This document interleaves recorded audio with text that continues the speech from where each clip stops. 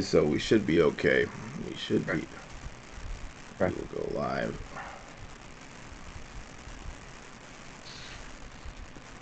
What is border? What is border?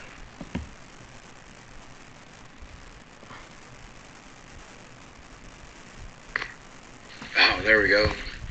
Oh, there we go. We should be live now. Welcome to Matrix Sports Cards. How's it going, guys? We are going back live again. Early morning. There we I go. got computer. We're just gonna be talking sports cards basically. So, yeah. Alan, welcome. Buddy, What's going on, buddy? Good morning. My name is Al. My name is Al. Thank you very much for having me online here, Cody.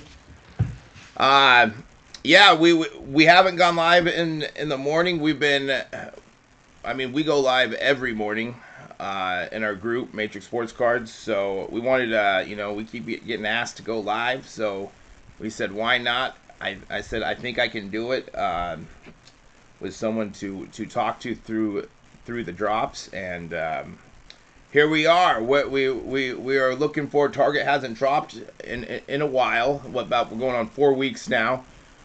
We're looking for Prizm NBA, Prizm NFL. I'm excited. Today's a big drop. Today's a big drop day. It's Nationals week. Who out there's Nationals week. Who out there's going to be going to Nationals this week? In that I wish I was going. I know you are going. Lucky you. Yes, sir. Yes, sir. Let's see here. I'm just pulling up the chat. Everything sounds good. I see. Is there a delay out there? I see. Is there a delay out there? Y'all fell off. There is a delay. There is a delay. Oh, is there a delay? I'm looking at I see it's a little. I'm looking at the YouTube. I see it's a little stuttery. I don't know who's. It's a little stuttery. I don't know who's that's a issue. issue. If that's a us issue. Let's see. Put that down. Put this up. Yeah, I'm seeing. Yeah, choppy. What's going on, What's going on, Rudy? What's going on, What's going on, Cool Cat? Rudy, what's going on? We are trying to fix this right now. Cool Cat 30. Yeah, fell off. Yeah, we are. Let's see. What do we need to do here? You know what? Why don't you kill me? You know what? Why don't you kill me? Can we get one feed working? Like, can we get one feed working? Like, if it's just you first, see if that works, or if Skype is slowing this thing down. Let me look here if I cut you. Also keep. Check. What does that do? Let's see if that works. Better background like you. Yeah, I got all that Prizm up there. I don't know what to do. Either break it or sell it. All right, I think I'm off the YouTube. Is that better, everybody? I don't even know on there. Let me see if it's. Those look like old school surveillance cameras. Is that better? Yeah, so it looks like on the YouTube that may have been killing it. It looks like on the YouTube it's the latency has shut down, or it has it's a lot smoother now. All right. What? I can't hear you.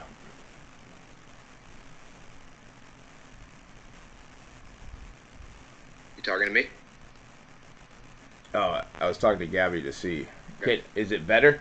It's better, yeah. So what if we go back to? We'll bring Alan back up. So do you think that work? Alan, will you say something? Let's see if this works. 1, 2, 3, 4, 5. Test.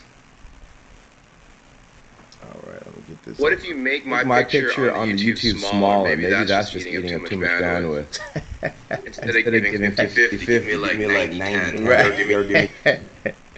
Check. Because it's smooth on YouTube right now. Small delay. Is it better?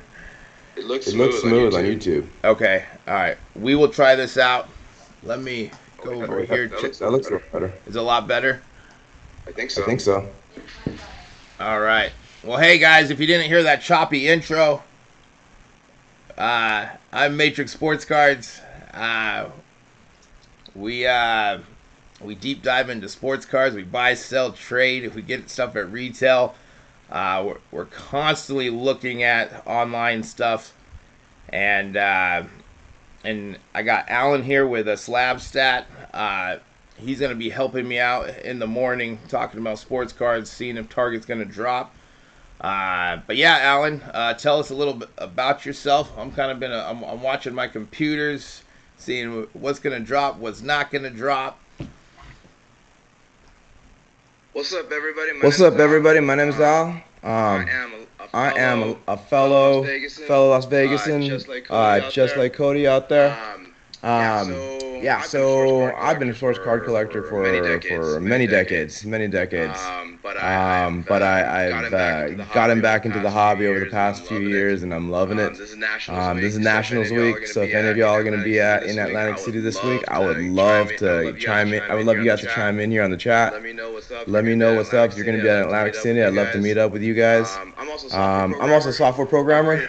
I've created a bunch of cool software tools for the hobby. Card breakers, card retail buyers, everything. So we'll get to a lot of that cool stuff that I've been programming in the background. But yeah, I'm happy to be on this show and see if we can snag a few boxes here of a Target release here. So let's see what's going on in the chat. If you guys want to chime in, what you guys think, let us know here. How's the echo? How's the performance of the stream right now, fellas? Ladies and gentlemen. There's an echo.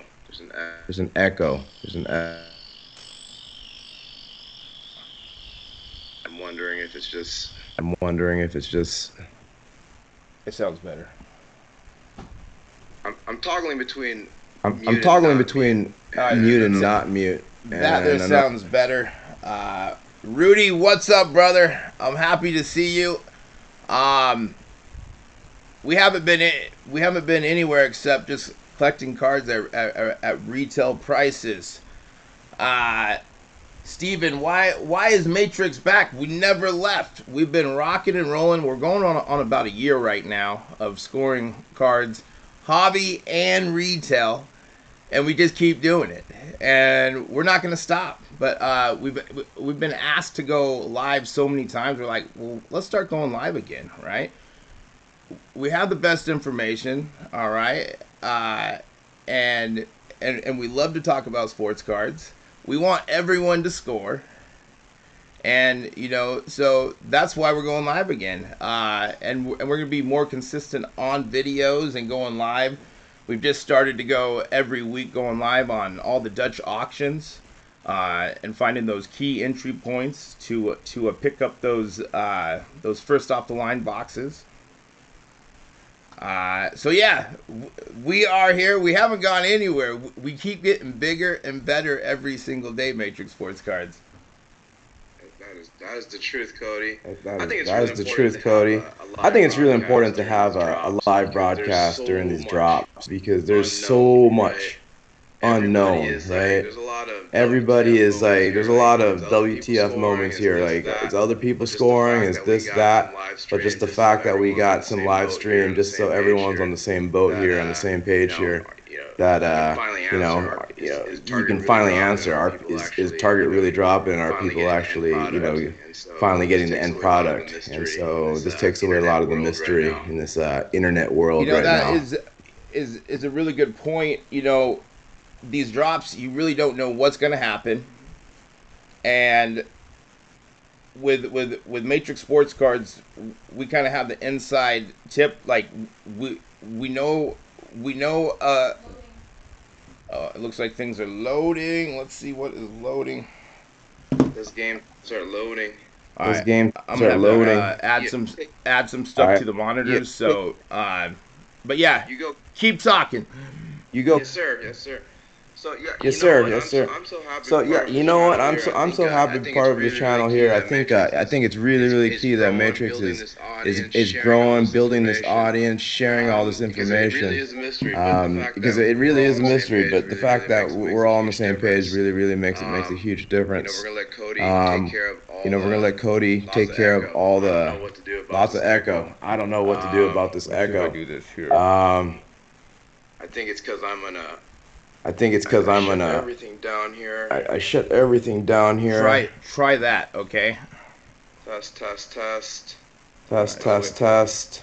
I don't know how I can't reduce my microphone. I don't know how I can't reduce my microphone any lower. anytime or any lower. Like I can toggle the mute. I can toggle the mute and unmute off, but it's all good. Or it's not as good. It's all good. I mean, if it's not, is it It's all really? good. I mean, if it's not, is it Jonathan, really? How bad on a Jonathan, scale of how 1 to bad 10 on is a it scale of 1 to 10 is it where 10 is horrible for the echo and 1 is good? for the echo and 1 is good?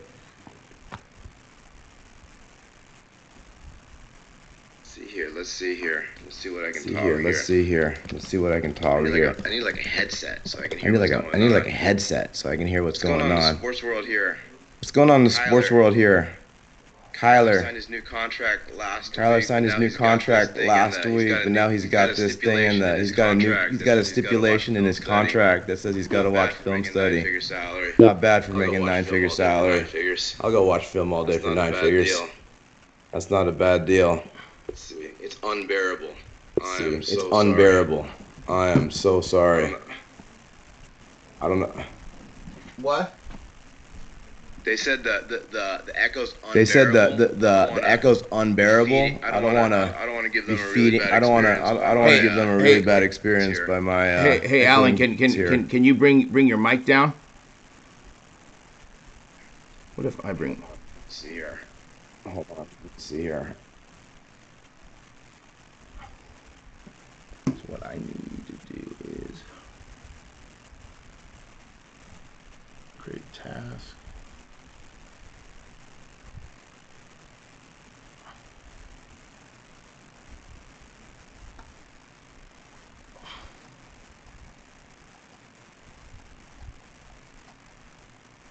Okay, I adjusted something. Okay, I adjusted something. Better? Is that any better? I brought the mic down. I brought the mic down. To bare minimum here. How's that going? How's that going? The internet causing your videos lagging. Unbearable. We should probably start doing a little more extensive video testing here. Sorry about that, folks. I adjusted my mic how's this? I adjusted my mic volume. So maybe that's a little better. Right here. Yeah, what's up, Jonathan? What's up, Steven? What's up, Jonathan? Is this any better? For those that just joined us at Matrix Sports Cards, my name is Al. We got Cody in the background. He's pulling the levers, making all the good stuff happen, and I'm just a pretty face out here at 4:50 in the morning. Man, everything is going twice. Super slow. What's up, Bubba? Yeah, it's bad. Is that better? I put my microphone down to like 1 notch, but I think it's just I'm wondering if it's because we got Skype running through YouTube, and so that's maybe why it's running. Why you're hearing me echo? You tell me, guys. If it's that bad, maybe it's not a good thing that I'm on here. That's better. Yeah, I'm sure it's one of these things where Skype is running through YouTube, which is running through something else, and then you got a double voice here. So anyways, we're gonna be monitoring this target drop here. Yeah, it's better. Thanks, Mario. What's up? Good morning, Mario. Good morning, Mike. I think it's getting better there. Okay. Yeah. Still echo. Anybody going out to the Nationals this week? It's gonna be some good stuff this week. Come on, man. I'm excited to go out to Atlantic City. I haven't gone to Atlantic City in quite a few decades. Anybody's got any tips or tricks to tackle that Atlantic City boardwalk? I would love to know. I'm going to be out there Wednesday through Sunday. No more echo on my end. It is. It's better. Okay, cool. Let's see. Oh, let's see how this goes. We got hopefully some Prizm dropping today. I cannot get that skew. God. So we'll see. But it's a good thing we got this channel going. Welcome to Matrix Sports Cards. My name is Al. Cody's running around in the background. Follow me if you have a chance at Slabstat, Slabstat. You can follow me on Instagram and on Twitter. I'm here to. I live pretty close to Cody in Las Vegas, so we hang out all the time, talk shop, see how we can tackle this card world with a little bit of technology. I'm a computer programmer and I built a bunch of stuff for the card hobby, and we'll get to that in a little bit. But yeah, welcome. Let's see how we're going here. Stay away from anything off the strip and AC unless you're packing heat. It's bad. That's some good words of advice. Especially with a bunch of cards. If you got a bunch of cards in your pocket. So I'm going with one of my buddies is going with me, and I'm just like, hey, yeah, our hotel is like 0.8 miles from the convention center. You know, it's usually an easy walk, and I'm just like, yeah, we'll just walk it. And he's like, hell no, we ain't gonna walk it. we gotta take the Uber. We gotta take an Uber to get out there because somebody's gonna jack us for all our cards. So I feel you. That's some good advice there. That's some good advice. How we doing here? Let's see here. Yeah, everything's looks like backloaded, so we're just waiting on the first item to drop. So you know, it seems that they might have put a couple things up that probably won't be dropping or won't have no stock. So it's just seeing what's gonna drop first. You know, it would be really cool if somebody at Target or Walmart or even like the distributors kind of just did a behind the scenes thing, because you know there's thousands and thousands of people, you know, trying to get after this inventory. But I would like to know what the behind the scenes are, like how much stuff is actually going on at Target or at the whoever's hosting the Right. store there. Like how much of a headache are they going through every morning they do this release? Do they just nifty to see what's going on over there? Do they just push one button? They have that red button saying, "Hey, we're gonna drop cards today." Yeah, exactly. Is there one button, or are they like, let's tease these guys and just like drop like 2 here, stop it. Let's drop 1,000 here, stop it, and just tease us because they know they got us. You know, they got the goods. We want the goods. And it's all on them. So good morning, everybody. Let's see here. What's going on in the world of sports here while we're searching for cards? We're talking about Kyler's contract. Dude, can you believe it? A 9-figure contract. 9-figure contract. He's got, ESPN says he's got a film study mandate for his $230 million. What is it? 105 million guaranteed at signing. 105 million guaranteed at signing. But part of it is that he's got to do a 4-hour film study, and it's called an independent study addendum. I wish somebody paid me $105 million Right. to study in school. I'd have paid a lot more attention.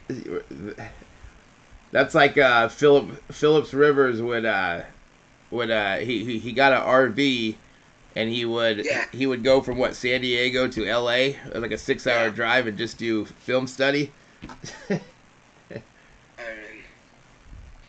how crazy! Like, what did I get? I actually, back in the days, my parents would get me a box of baseball cards, Like if I got my grades straight, right? Like I'd get a little box of baseball cards from the store. Maybe not a whole box. I'd probably get a few packs, Right. which back then were a dime a dozen. Some of the 87 tops. Uh-huh. 86 tops. Eat the gum. Go here.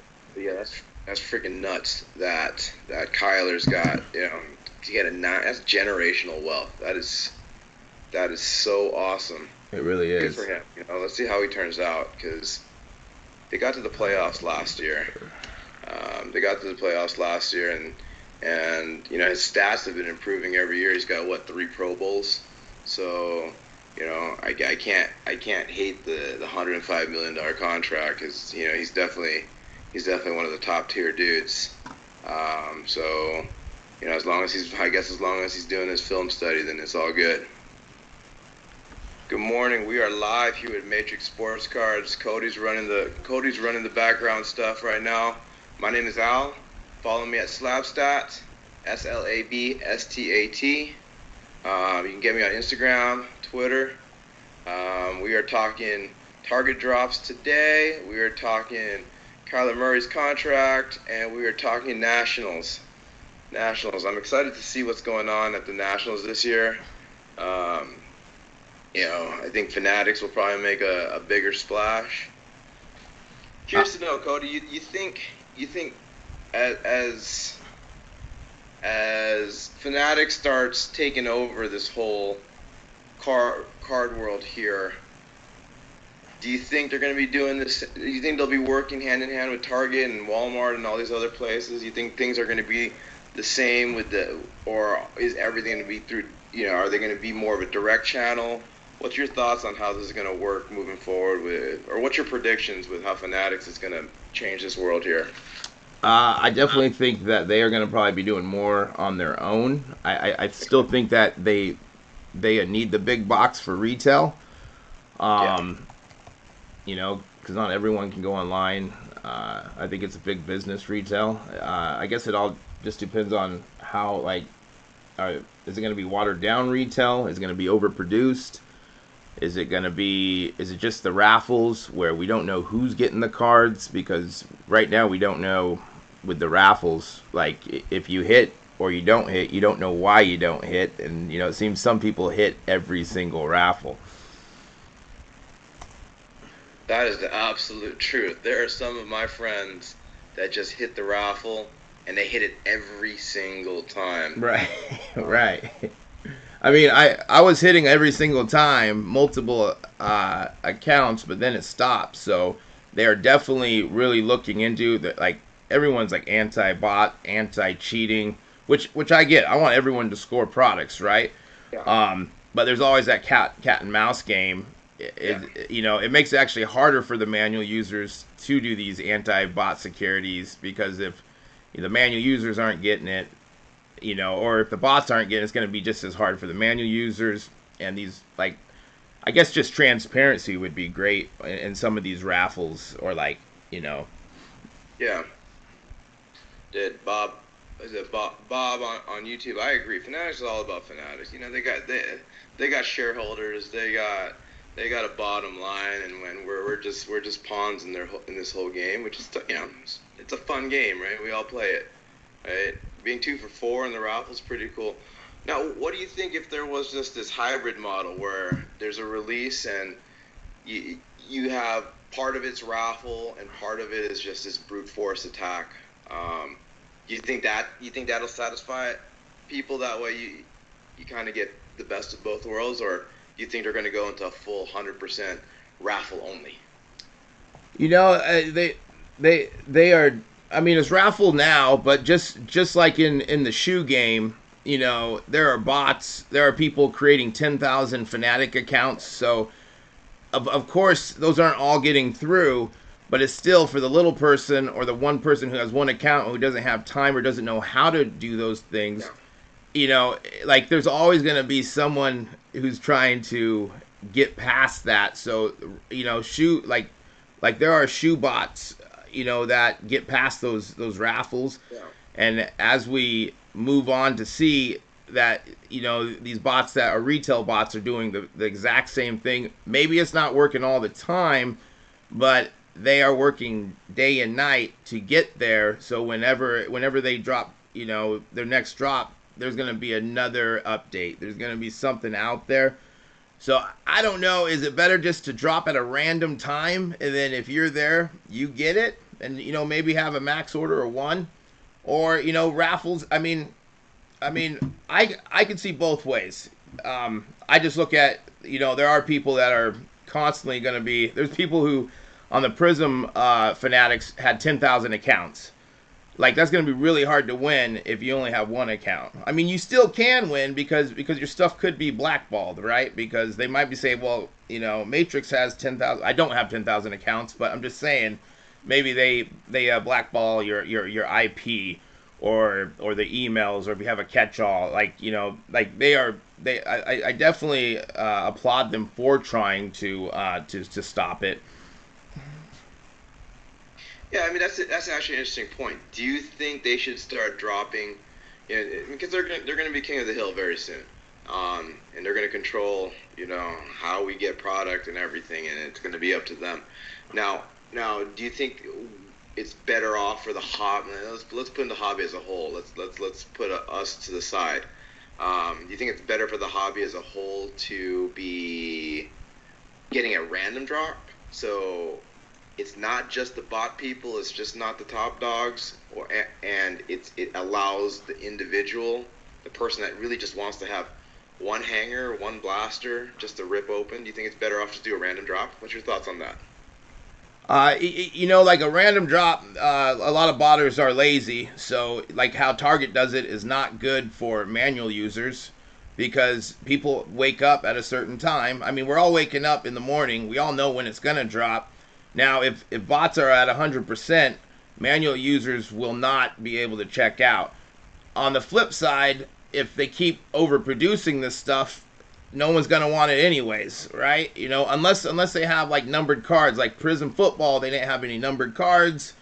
They had a couple short prints, but it's night and day from like the Prizm NBA. You got numbered cards to 25. You got autographs and everything. You got like certain exclusive autographs in the hangers.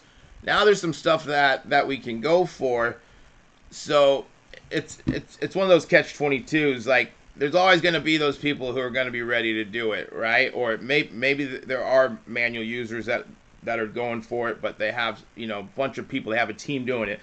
Because there are team manual people that are teams that are very good at scoring manually, and then you got people that have bots that have 100+ accounts, and if their accounts get fried, they're buying new ones. So, at the same time, flippers and bots, they really make things worth money. So if we take those away, would these things be worth money, or would they be sitting on the shelf? That's a very good point, because you need this. You call it an artificial demand, right? You need that to create the hype, to create the buzz, to get people up at ungodly hours of the morning to go hunt this stuff. Because if it wasn't for this competition, then it could just be sitting on the shelf. That's a very good, interesting point. And it's and something to add to that is, when we open a pack of cards, let's say we bought it for $30 blaster, right? But you pulled $1,000 card, right? Is it wrong for you to sell that for $1,000, or should you have to sell that at a percentage of $30? What's the difference between flipping retail and flipping $1,000 card? We're all collectors, but we like this stuff because we want to make money, Absolutely. And it's like I think we have to be like, hey, it's okay to flip, because that what makes the industry tick, right? When we see these big auctions, or we see also a kid pull the $100,000 card, those are the dreams, those fantasies are like, man, I want to pull that card. How cool would that be that I could pull $100,000 card, get it graded tomorrow, and it's worth $1 million? I mean, that's the game we're playing here, right? We all are chasing that dream, and that's chasing that dragon there. I don't think it's any wrong. I mean, I think there's two different ways to look at it, right? You have people that are just, wax flippers, right? Or just wax buy, sell, and trade. And there's a huge, huge market just to move wax. And there's people that rip it and with the hopes and chases of that $1 million card. And there's people that now I do wish that if I buy a $30 blaster, that I get something of value that's close to $30, because there's times I've been seriously skunked, and I feel horrible. So I think they really should do a little better job of that. Give me some numbered cards, or give me one numbered card. Right, make it worth it. Like Select Baseball has 12 cards in their blasters for $30 or $25. Like, I understand. I mean, I know, and they have a tough job, right? I mean, they gotta appease their shareholders, and they just can't overprint this. The worst thing we do is have another junk wax era, part 2. Right. That's the worst thing. And I don't want to have just numbered variations of everything all over the place. So they're walking a very fine line of it's so easy to hit the print button and just keep on printing more. And we all suspect Panini is doing that because their time is running out as Fanatics licenses are starting to act up with NBA and NFL in the next couple of years. Right. Yeah, it's definitely gonna be interesting in the next couple of years with Fanatics and Panini, where retail's gonna go. Are they gonna overproduce? The number cards and the quality control is definitely gonna help out with that. But what's gonna drop first? That is the question. Hey, Gabby. Everything good? Yeah. Good morning, everybody. It is 4:34 on the Pacific side. We are live here with Matrix Sports. My name is Al. We got Cody. We got the fantastic Gabby running in the background. We're going to see what's going to drop first here. Let's see here. Do you have everything running right now? Yeah. Well, I have it in the monitors. Okay, I don't have that. But I had to stop the NBA Prizm. They keep doing something to that, and it's just going really crazy. Yeah. Let's see.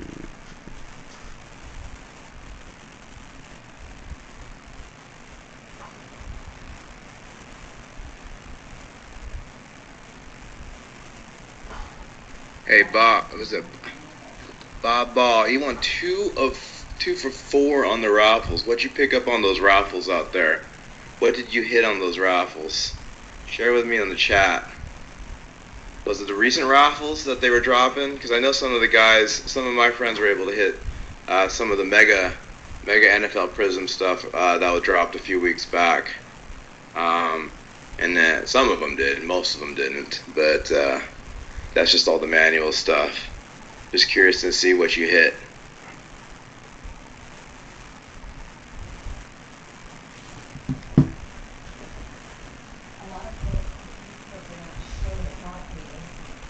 Oh, they're not? Mm-hmm. We are. I think this is pretty cool here that we're live here and we're doing a target drop here.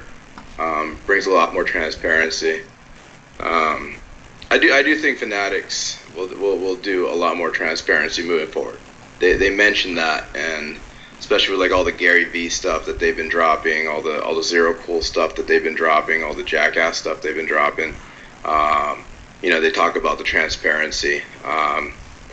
Because who knows how Target and GTS and all those guys are really doing all this stuff. They may be selling a handful of boxes and backdooring all the other stuff. We just will never see without the proper transparency. So in the raffle, you got Prizm Blaster, both regular and okay. So you hit some good stuff there. It's always nice to be able to hit something and get shipped some blasters here. Get anything good out of that, Bob? Any autos? Any numbers?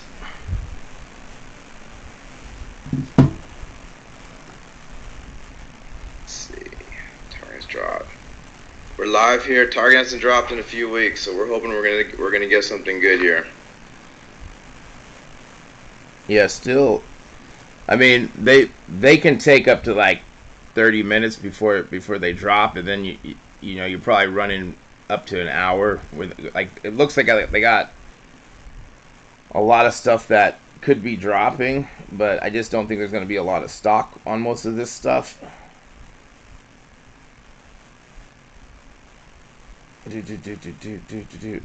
So it just all depends. Like, I think some stuff is bot bait, where they're going to be trying to toy with using cookies for bots. You need cookies for Target now to check out things. So it could be good for the manual user, which, I mean, that's fine too. Like, we want to score one way or another. A win is a win. Yeah, I agree. I'm looking at the chat here. I mean, it's not out of the question. Fanatics goes into the betting game. It's a natural progression there. You already got the sports fans through all the fan apparel that they released. They pretty much own that sector. Now they're going into the sports card world, which is, you know, if analysts are correct, it's going to be almost a $100 billion a year industry in the next 5 years. And so the next logical thing to improve the bottom line is going into sports betting. And we all know how fun that is. Because it's so easy to fire up the app, see how much money is in your balance, and then see if you can double or triple that money with a few picks. 20 blasters marinating. It is. How are we doing there, Cody? We're just waiting. We are waiting on them dropping. Let's see where we go. Boom. Boom. Man, NFL camps are opening up this week. I am so excited. The only thing I don't like about NFL camp and NFL is that. What was that? I think something's dropping. Okay. Let's see. Are they just playing with us? There's a couple people in the booth there that are just toying with our emotions right now. Hey, do you know who's going to be on the HBO Hard Knocks NFL this year? I don't. Who's going to be? That's always... I don't watch a lot of TV or reality TV, but that's usually one I will pick up. That's usually one I will watch. HBO Hard Knocks. Who's going to be? Yeah, Hard Knocks premiere. Yeah, nothing. Let's see. Lions Hard Knocks. Oh, they're going to follow the Detroit Lions. Well, this should be fun. That would be interesting. It's like, hey guys, let's talk about the 3 wins we had last year. Right. Let's see if we can win 4 this year. They should just have a big giant 4 in their training camp. That's progress. Yeah, I'm always like, for the teams who do it, like, usually I'm trying to think, has there been a team that has done well after doing it? I know. I'm gonna look at that. I'm sure that. I mean, did somebody win the Super Bowl? I mean, have they done the Patriots? I don't think Patriots at some point. I don't think so, because I know, because like I follow the Seahawks, and I know that they always pass on it because they say it's too much like interruption, or just, you know, getting into their business. It's weird. They got some teams that are just so against it, which I get, right? I mean, no one wins the Hard Knocks, you know, championship ring, right? No one wants that, right? They got a goal. It's, you know, they got 17 games, got to make the playoffs. It all starts in July, and you know, these guys work hard. Right. It's the last thing they want to do is have a HBO camera shoved in their face. But it'll be fun to see the Lions on here. I mean, God bless the Lions for being one of the teams. It just sucks year in, year out. I feel Barry Sanders just got the short end of the stick over there. Oh, right, yeah. Switch them with the Cowboys. Yeah. But then you got somebody like Stafford, who went to Detroit for, the last 10-plus years, bails on them, gets traded or whatever, goes to L.A. and wins a championship ring. Uh-huh.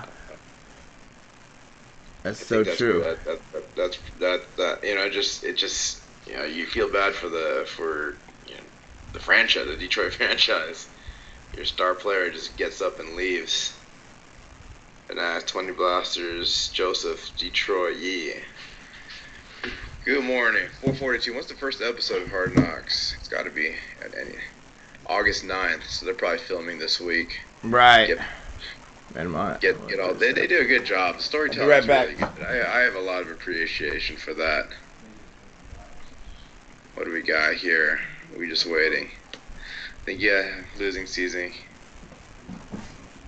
Can't have a rookie head. That makes sense. You don't wanna. There's got to be a bunch of stipulations, and I get that, right? Like, not every team can be on Hard Knocks, and certain teams shouldn't be on Hard Knocks, and given certain circumstances. A rookie head coach. I mean, being a head coach is hard. Being a rookie head coach is exponentially hard to take. A franchise and make it your own. The last thing you want to have is 25 different HBO cameras running around. Right. But really, when you're 13-1, I mean, I guess you can still go down. You can be 2-14-1. Right. So, no one really wants to watch that. I don't think. Yeah. I think I'm from San Francisco, so I'm a big 49ers fan. They still haven't done on Hard Knocks. What? So Rezzies? One day they will. Megas drops. Okay. All right. We're gonna figure this out here. We are live. It is 4:44 in the morning on the west side here. Thanks for joining us. My name is Al. This is Matrix Sports Cards. We're talking lots of cards. We're talking HBO Hard Knocks. We're talking Fanatics. Cody's running around. We're searching Target for some megas and whatnots out there. So I'm gonna keep you guys entertained while Cody's pulling the strings and turning the cranks and scoring, because that's all that matters at the end of the day. Whether we're gonna see if we can get some product into our hands here. Let's go, Cody. Yeah, we are. Yeah, we are in the midst. What else is good in the sports world today? What else is good? What else? You think Brittany Griner is gonna get out of Russia? Man, that's tough. That's tough. That is. It's tough. And just, she was smoking. She had a few vape cartridges. I'm not here to promote any of that stuff. You do you. But man, it just sucks to be put in prison for that. Right. It's it's going to another country. That's a tough one, especially you don't realize how far away you are from the U.S. when you get in trouble. Right. Don't realize how far it is. Man, I mean, there's got to be a lot more behind-the-scenes stuff. I mean, I'm sure there is. Like, we'll trade Brittany Griner for the political prisoner that Biden has, and I'm not gonna turn this political call. Right? Yeah. It's I don't know. It'll be interesting to see. Hey, did you buy those? Yep. All right, so just generate. And that's retail? All right. We got good stuff going. Oh, yeah, Madden 23. Dude, there's a lot. Gotta know the laws, like that kid that was stupid in North Korea.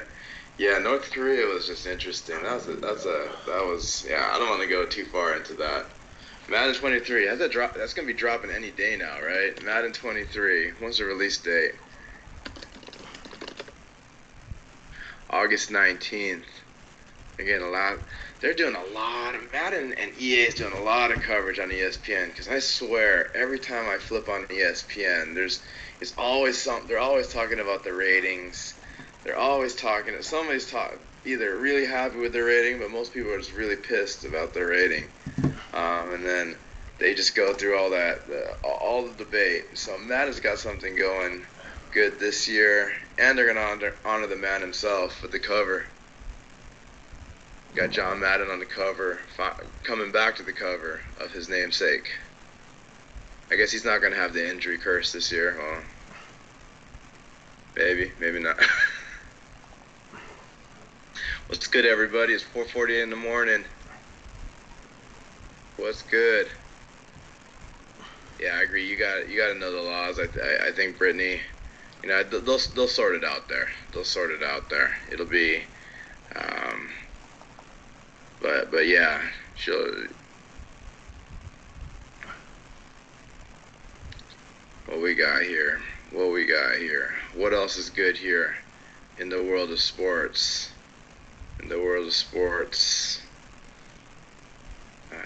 Yeah, it looks like what?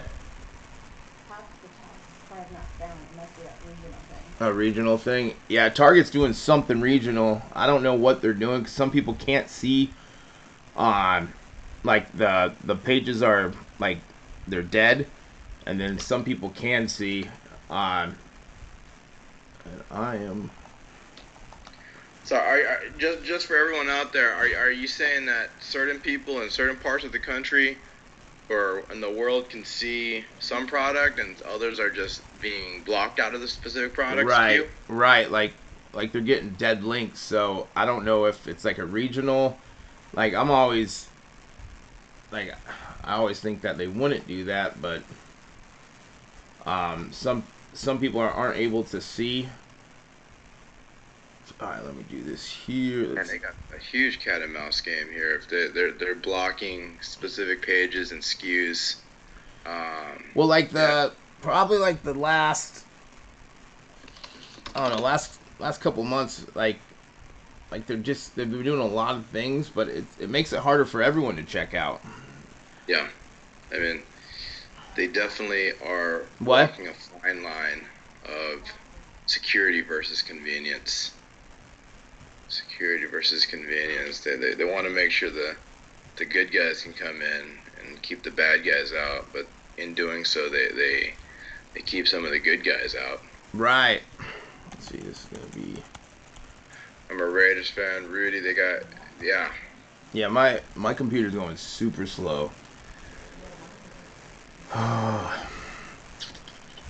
Rudy, you're a Raiders fan, loving the cover.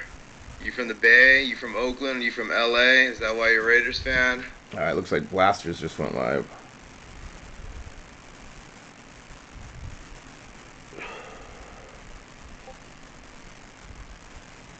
Let's see, Prizm Blasters are saying that they went live. Let's see, can you check out manually? You are able to check out manually for the Blasters. Prizm Blasters just went live. Or, yeah, NFL, just by the way.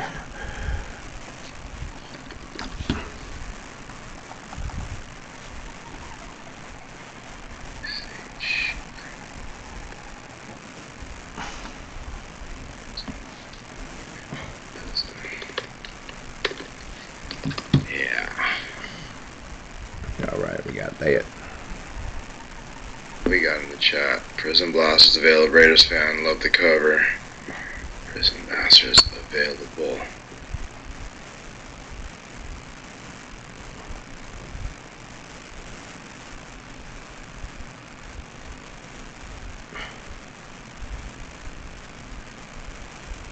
How we doing there, Cody? Matrix Sports Cards. We are doing good. It seems that we are able to check out blasters right now, so those are available. And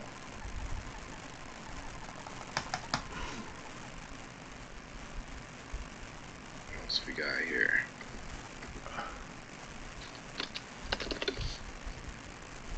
okay, we got that. I'm gonna go to task now. Prizm hangers. All right, edit selected. So we're still waiting on some Prizm NBA. So we just dropped here. We just got some football blasters. Prizm yeah, football blasters. Yeah, it looks like East Coast cannot see the blasters live. So if you're in the East Coast, that is a bummer. I'm able to check out on my Target account. I just went on, I looked.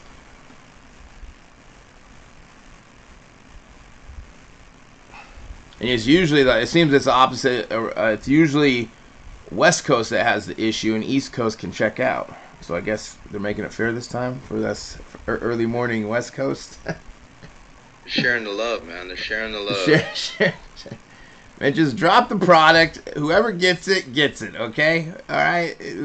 Let the best man win. Hey, I agree with you. The best person win here. Come on. Live here. What else we got here? Where do you think KD's going to end up? Think KD's going to end up in Boston? The word is he's going. Boston's talking. I heard there's even some serious mega 5-team trade that's being floated around. Where does everyone think KD will go? Phoenix.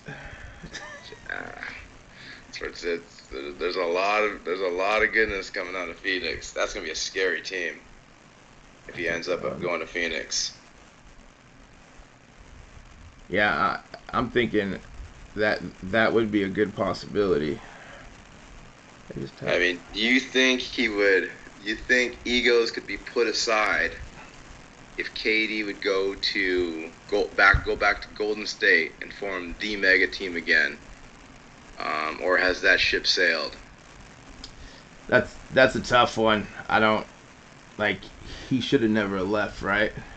Yeah, he should have never left, but he thought he could do his own thing. You know, takes good old Steve Nash with him. Tries to start something in Brooklyn. And I'm just wondering, could he just like suck it up, realize that he messed up by going to the East Coast, come back with his tail between his legs and say, hey guys, let's see if we can win a couple more. Because I do believe if he does go to, what some call the evil Golden State Warriors, if he can go back there, they have at least one. Right.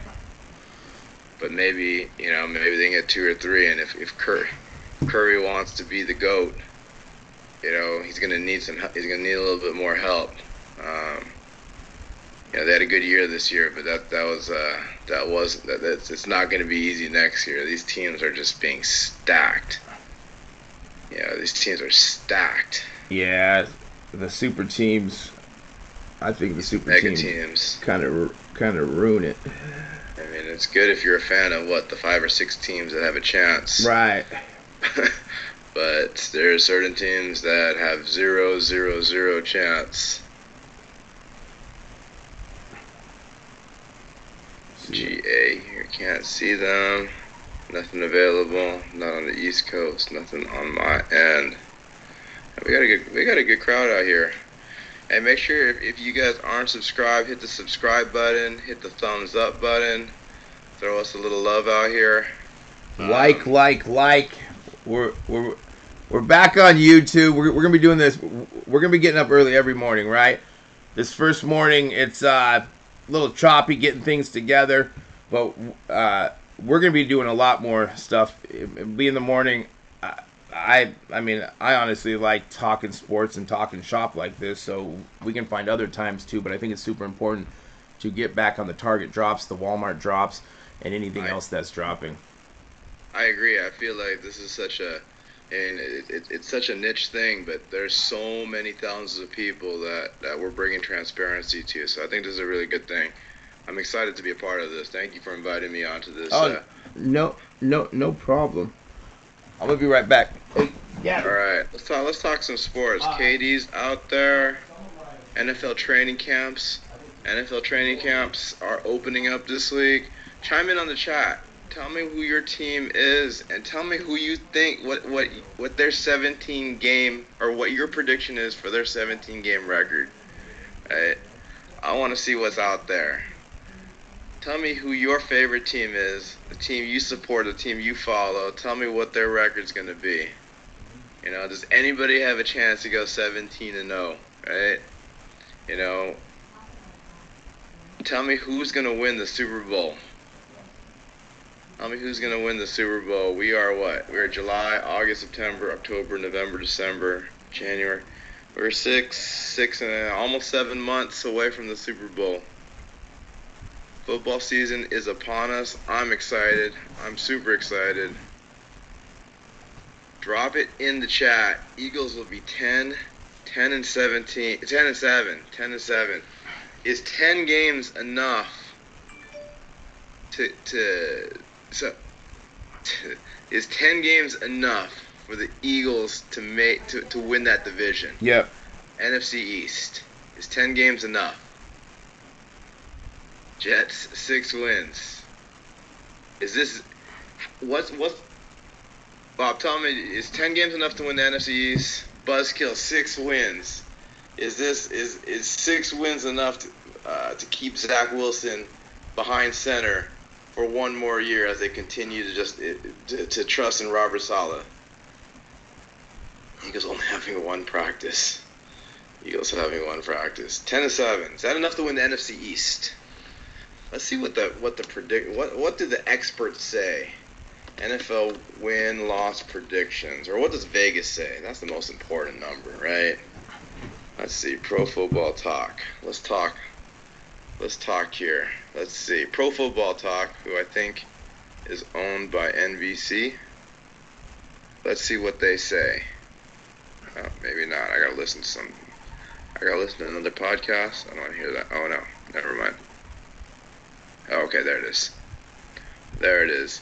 So Pro Football Network, who I have no clue who they are, but they must be important because they're on the internet. They got the Philadelphia Eagles plus over under 9.5. Bob thinks they're going to be 10. They were 8.5, so the numbers are moving. 10 is enough to win the division. Still pulling a hammy. I agree. I feel like I pulled my hammy getting out of bed this morning. Jets 6 wins. So they got the numbers 5.5. They think it's over.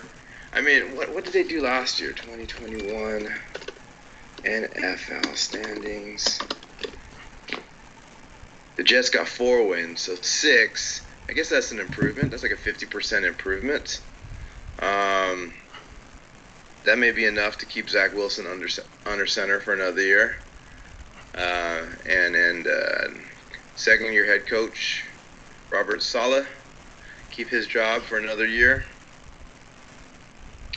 Who is? I like the 49ers. I think Trey Lance is gonna. I think they're gonna do well next year.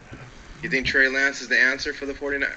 I mean, that's the biggest. That's one of the bigger talking points. Is what are they gonna do with Jimmy G? And Trey Lance is the young stud for the 49ers. Do you go with the proven Jimmy G dude, or do you hand the reins over to the guy that played one college game in like 24 months? Well, they have put out fillers to trading him, so I guess we'll have to see who wants him. I don't think they would trade him to the Seahawks because they need a quarterback because they're in the same division. But who knows? You know, it could happen. I mean, he has a really strong receiver core. Plus, he has 2 running backs that can run the ball, so can definitely set up the play action. And their defense is pretty good. It's unfortunate for the 49ers that the only suitor right now is the Seattle Seahawks, and Right. they can't give it to the enemy. Right. Because Jimmy G knows this team up and down, and for the two division games that they're going to play, and I would definitely put money on Seattle to win those games if Jimmy G is under center for Seattle. Right. But the last thing the Niners want to do is to have this $28 million dude sitting, holding the clipboard, breathing down the neck of their rookie or second-year quarterback. And the moment the second-year quarterback, Trey Lance, just f's up just a little bit, the media is just going to be clamoring to put Jimmy G, the guy that started in the Super Bowl, the guy that took them to the NFC Championship game on the road,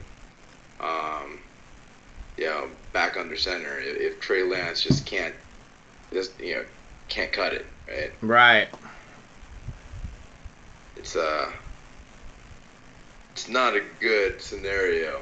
Yeah, I think that's the biggest thing is if Jimmy G is on the roster, which is still a possibility, it's just going to be uncomfortable, and you're being an NFL quarterback is as tough as it is. It's not going to make it any easier if he's breathing down the neck. Right. Especially with his resume. Yeah. Monster are healthy. Let's see here. Come on. I mean, the Niners got some offensive weapons. They just wish 49ers fans just wish that Jimmy G was a little more exciting, a little more flashy. Can run a little faster than a 5.5 40-yard dash, and can put a little heat behind that ball and get it to the receivers. Monster will be healthy. I think Debo doesn't want to run the ball no more. Right. And nor should he. I mean, I don't know. It's a good question, right? He's got that new hybrid position. Cost him $20 million to keep him away from Seattle. That's the thing. I mean, Jimmy G's got a $27 million. None of it's guaranteed, but he's got a very expensive contract. Debo's an interesting character. I can't blame him for wanting to hold out or at least cause all this drama here, and campaigning for a new contract. I think and give it to Kyle Shanahan, the head coach of the 49ers. He helped create this new hybrid position that made Debo this serious threat. Right? Now Debo knows that being a running back in NFL reduces your career exponentially, and if he's going to run the ball and catch the ball and line up here and there, he should be compensated very well. I mean, he's got an argument that he should get paid twice, right? Or at least have a contract that is equivalent to, holding down 2 positions, being a running back and a wide receiver in the NFL, which he seems to be very good at both positions. Well, running backs, they last 3-4 years, so it's not smart for him to be doing those. I mean, he's running right into the defensive end, right, in those end arounds. So, so I would want to get paid more too, or say, hey, just let me be your wide receiver, okay? I'm fast. And I agree. I think the running back position, you can't. It's not all about longevity in that position. Right? There's always another person ready to take that position because you're going to get beat up. It's a tough position. And for sports cards, it's a bummer because running back and wide receiver cards should be worth a lot more. It shouldn't just be the quarterbacks. I find it super. I just remember back in the day, those cards held value. Yeah. And now, you can get Jamar Chase, Najee Harris cards for nothing compared to a Mac Jones. Where do you think Jamar Chase is going to have a better career than Mac Jones? I would say probably. Yeah, Like that is a valid argument. Yeah, I mean these the market perceives the quarterbacks as the creme de la creme, the ones at the top, right? Having the having the Tuas, or having the quarterbacks that are picked, even further down, they seem to carry a higher premium than the guys right, that start 17 games a year at running back or wide receiver.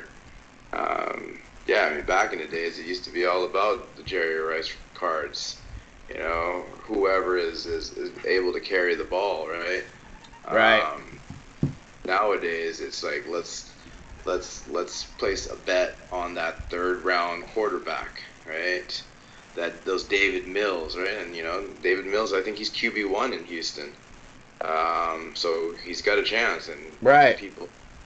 people are betting on the potential upside, versus knowing that somebody like Justin Jefferson's is kicking butt, Devontae Adams is kicking butt, but they're not getting anywhere close to as much love.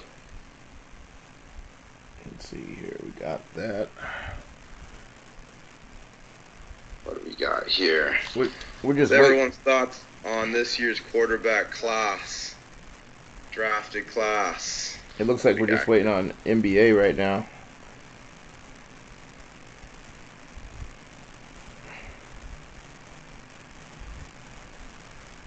That's what I'm seeing. But I got. What was that? Oh no, I'm just talking to Gabs right now.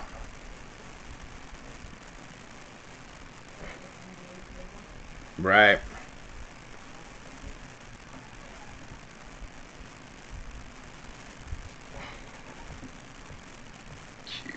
QB. I mean, we got one. Usually I know this off the top of my head, but it's a little early. We got one first-round quarterback in this NFL draft class, Kenny Pickett. He's staying home with Pittsburgh. There's a few guys that are in the third round. Desmond, Malik Wills, Matt Corral. They all need quarterbacks. These guys will all eventually see some starting time. Would love to see what everyone's thoughts are in the chat room about the 2022 NFL quarterbacks. Who is your pick? Who's going to emerge out of here? Who's going to be the first one? I guess Kenny Pickett, since Big Ben is gone, Kenny Pickett pretty much should be QB1. But who's everyone placing their bets on this year? Who's the quarterback chase cards that you guys are going for this year?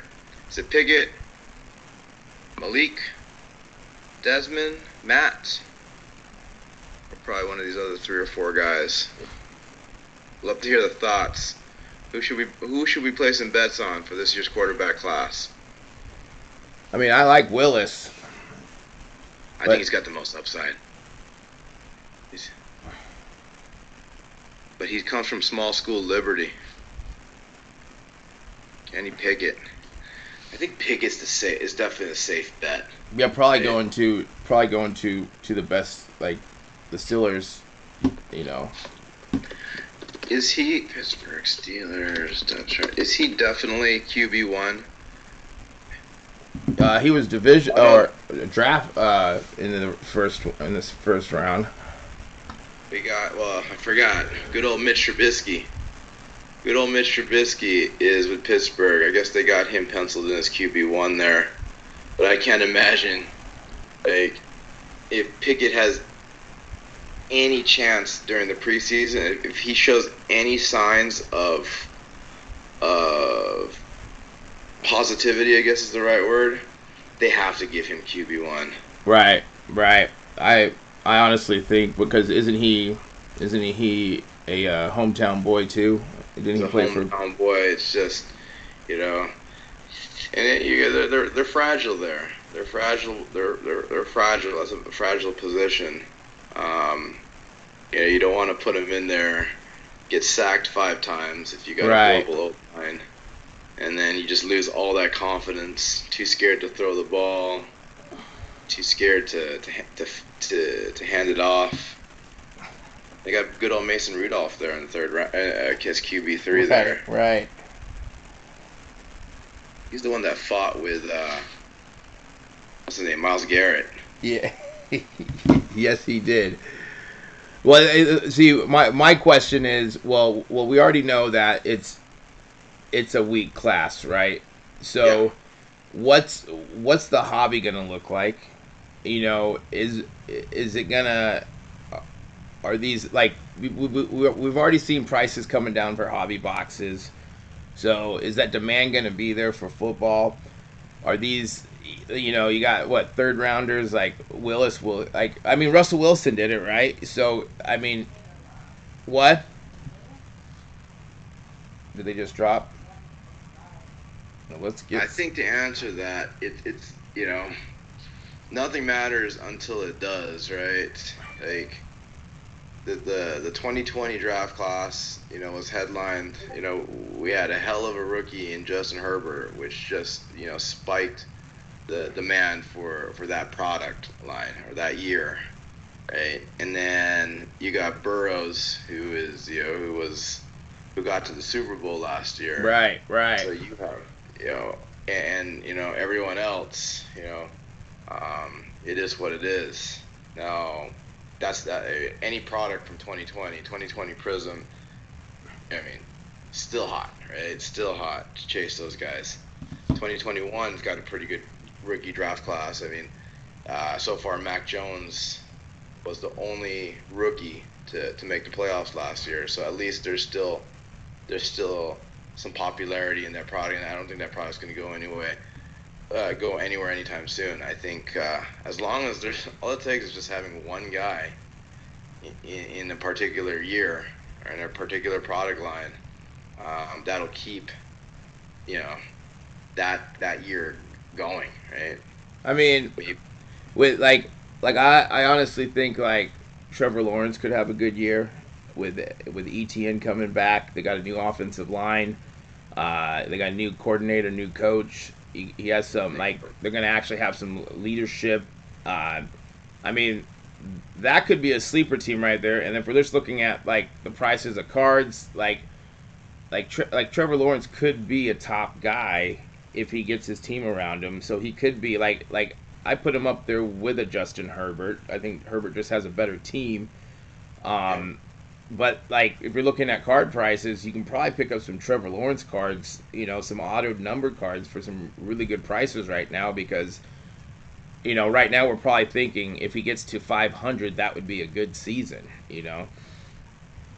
I agree with you. I think Trevor Lawrence is the sexy pick, or is this? I wouldn't say even a sleeper pick, but it's a good. He's relatively low priced right now compared to a Mac Jones. Right. And like he definitely he's more athletic and more skilled than Mac Jones. I think Mac Jones is more of a game clock, which that's nothing wrong with it. It's about winning. There's nothing wrong with that. Right. You know, speaking about Madden, I was all about, there's so many ways to play Madden, right? And I was all about winning 3-0 as long as I held the ball all game, pissed off my opponent, right, kick that field goal, win, you know, on to the next game, right? You know, Mac Jones, he's not super athletic, right? But I did hear that he had a hell of an offseason this year. He is going to come in, you know, he's coming in just ripped and shredded and athletic. So, you know, there's still more upside on him, even though that a lot of people say he is what it is. But yeah, I agree. I think the value pick, Trevor Lawrence, and I'm not, you know, giving any investment advice, but that's something to take a look into is Trevor Lawrence cards, since they are not as high priced as the Mac Jones cards. Yeah, I like Trevor. I like Trey Lance too, even though his cards are a lot higher and there's more hype, and you know we know he's probably going to be the starter this year. I just look at you look at Justin Herbert and Joe Burrow. I'm just going to use rated rookie numbered cards under 199. Like you could pick those up at like numbered to 199 for 200 to 300 bucks all day during 2020. Now you look at those cards. Those cards are going like raw $500 to $1,000. Like I could see that same action on a Trey Lance all day, even though that you're paying probably $300 to $400 for like a Optic rated rookie 199. If you get that graded PSA 10, like of course you have to get the right card, but you could really make some money holding it, even if it's at the beginning of the season or even just midway through if they start to win, because they had a decent year last year. Now, let's say the 49ers come out hot. They go 3-0. Trey Lance just gets them to 3-0. He maybe has one. He's maybe he doesn't have the best games, but he's got a 300-yard game and he's got 2 so-so games. You think that's just gonna 2x, 3x, 5x the value of his current cards today? Like, what does a hot start mean for some of these rookie quarterbacks or these second-year quarterbacks that are getting playing time? I think it will all depend on. Oh man, come on, check out. I'm trying to check out something right now. Let's see what's gonna let me check those out. Let me take these out. Remove 0. Let's pose it to the audience out there. For those that are watching right now, what do you think a 2-0 or 3-0 start means to some of these quarterbacks? Like, will the values of their cards 2, 3, 4x as they continue to win? And what if Mac Jones starts off 0-2? Right? Will that tank every Mac Jones card out there? Because what's his name? Mahomes, he had a rough start last year, from what I remember. And people were scared. People were scared. I'd like to know how does the short term 2-0, 3-0, or 0-2, 0-3 affect the value of the cards? I'd like to know what everyone's thoughts are here.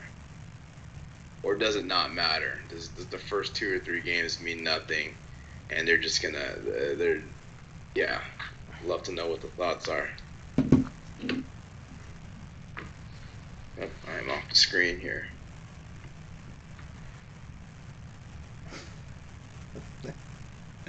Well, people are checking out Mosaic Blasters right now. That's good, even though they're super low stock.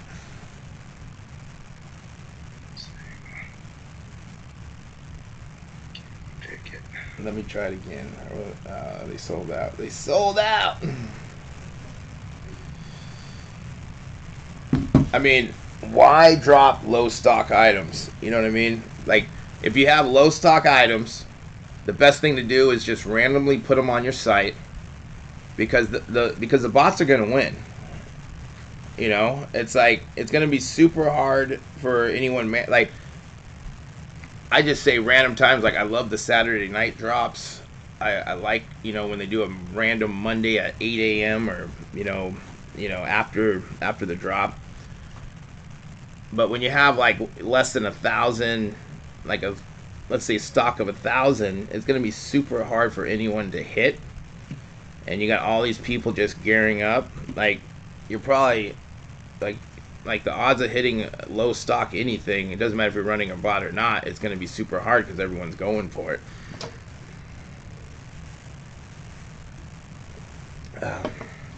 So it's maybe they're just dangling the carrot just to get people to talk. I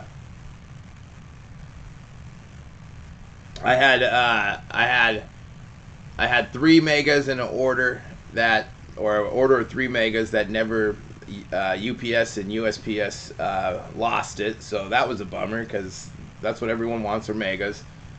And then my last pack of or my last order of blasters, they were all squished, so I gotta get refunded on that. So like, that's terrible when stuff like that happens. And then And then they're like, either, well, for the megas, they said if you do get them, you can have them, but I don't think I'm going to be getting them. Wait, repeat. How did that go? So you had two different orders that were messed up? Right. And so I'm thinking they're going to be thinking I'm just trying to get refunds, but I got one order that's smashed, and then the other order, the megas never showed up. And of course I had to be on a chat for, I don't know, like an hour explaining about I don't have the megas. I never got them. I want to be refunded. What did the tracking number say? It just shows in transit. so. Did you end up getting refunded for that order? Right. Finally, they're like, well, we looked into it. It looks like it's lost in what they say, lost in transit. They did say if you do get them, you can have them or donate them, so that's cool. But I'll probably never see those. But I'd rather have the megas because they're worth more. Yeah. How long ago was that? They were supposed to get here like July 5th, and I got. You're not getting them then. Right. I'm not getting them. I'm not. Someone at UPS or someone said, "Hey, I found some megas." Yeah. What about the smashed ones? You open the box up and they're smashed. Was the exterior box smashed? Oh, everything's smashed, man. Like I still have them here. I still got a call for. There's one. Like, can you peek in there and see if there's any gold cards, any number right, cards? Right. I'm gonna have to chat in today for those. I mean that's $100 right there. But I guess my point is I don't want Target because Target has banned accounts when you start asking for refunds or because then they'll start. Well, I don't want to be tagged as like you messed my orders up. Like I'm not gonna. There are people who just say their orders are lost all the time. And I don't want to be labeled as one of those, and all of a sudden I can't check out anymore. Yeah, and I also feel bad if you it's just but is it? I mean, I'm sure it's rampant all over the place. Right, and I mean of course there's going to be a lot of people trying to play the system. I don't want my accounts to get banned. I don't want to be labeled as a reseller. I'm a collector at heart. I like opening this stuff.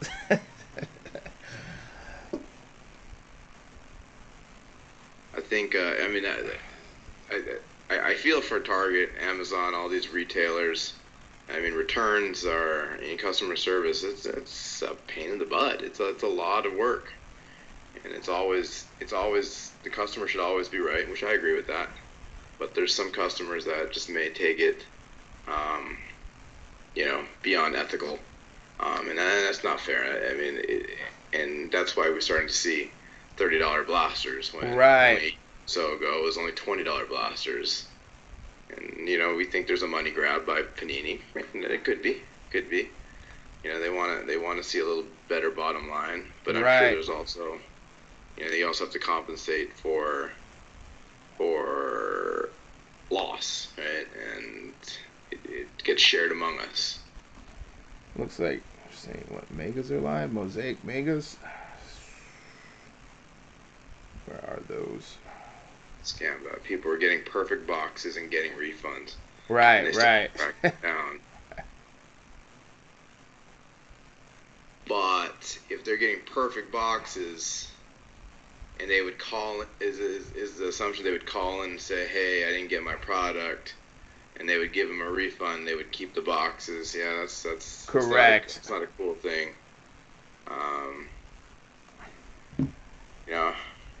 I remember I was bringing some mega boxes or some blaster boxes to the airport, and I'm peeking around the airport seeing if the X-ray thing can see the cards. The answer's no, but how cool would that be, just to be able to to just like find a gimmick there. I used to weigh my boxes too. Oh really? I'd weigh them and I'd always so I get the blasters, and I knew the ones that were like a gram or two heavier likely had like a patch.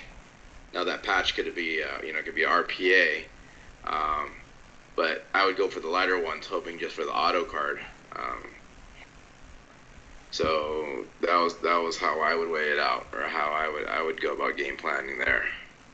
Yeah, there's a lot of that going on, and people are you're trying to find angles. Yeah. I think for I want to say what I read is that with the Prizm NFL that they did a good job of. I want to say that the thickness of the mem cards were different sizes, and then they had, so it was hard for people to weigh them. I mean, at least for the hobby boxes that I've ripped open, they do have, what do you call it, the little white spacers.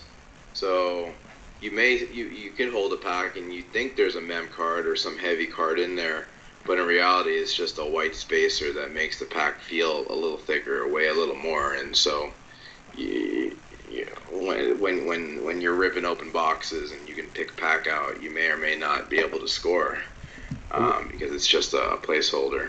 Right. It's I mean, like Topps MetaZoo had that same issue where they were selling $50 packs, and people started weighing them. So I have probably 9. Like, I haven't weighed them, but I can't sell them for $50 for what I got them for. So I don't know what to do with them, because no one's gonna buy them for. And then Topps said they were gonna fix the issue for the next drop.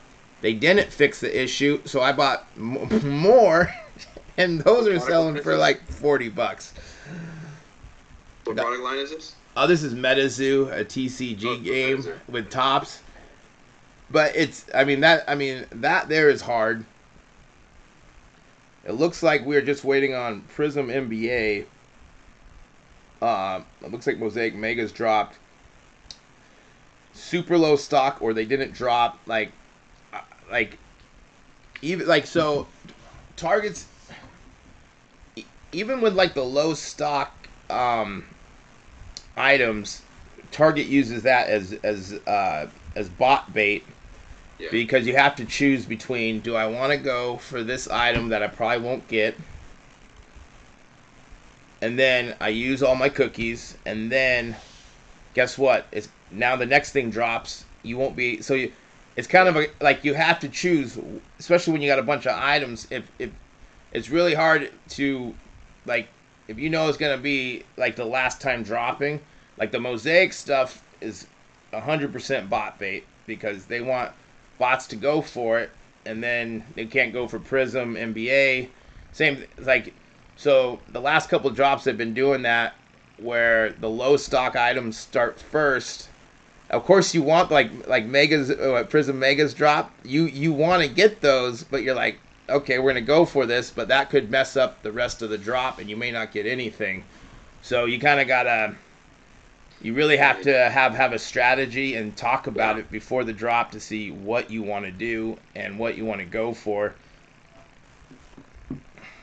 So knowing what you know now, do you think, and you truly believe the Mosaic was a bot bait? Did you exhaust your cookies for that specific for that product line, or did you say, hey, I know what this is? I actually wasn't even running for it, because I knew that it's either going to be no stock, or it's just gonna mess up my my operation, or so. And like, I still haven't seen anyone check out.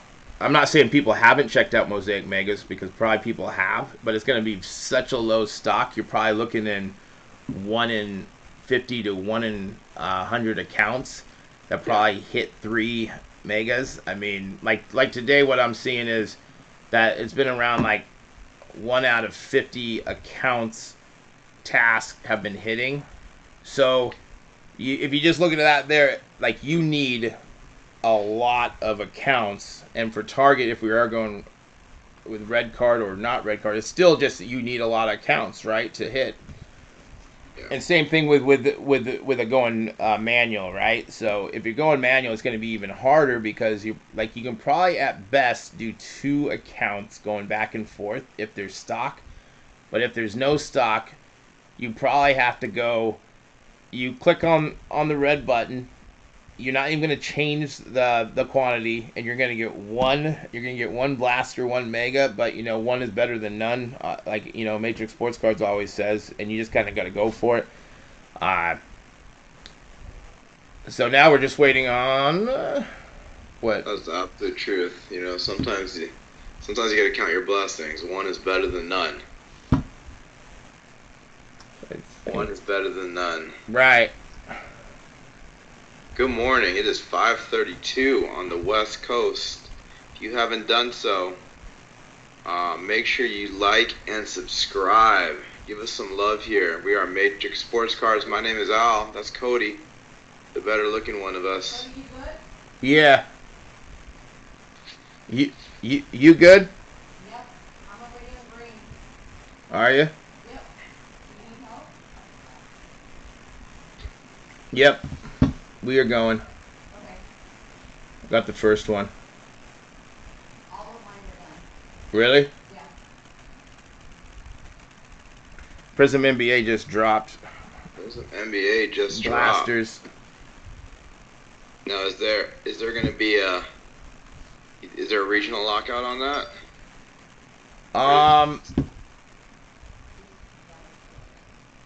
It looks like there is.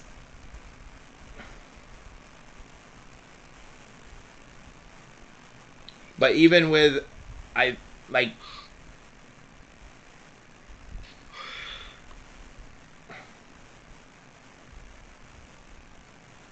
see, the thing is, I think there is a regional, but it looks like bots are getting past that.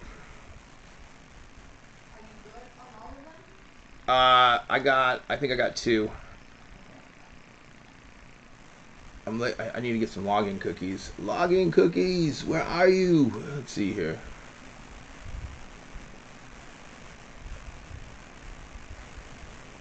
That's kind of evil that they lock people out, but I guess that's the game that they're playing too. Can't keep everyone happy.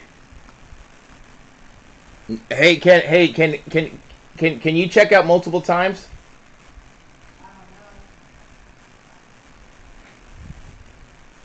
I know on some of my accounts I got in on my personal accounts they canceled orders because they're saying I already ordered one. How often do you see orders being canceled? There's a couple different. They can say that they can cancel them for any reason, but it's either that you already ordered it on your account, another account that's associated with one of your red cards ordered it.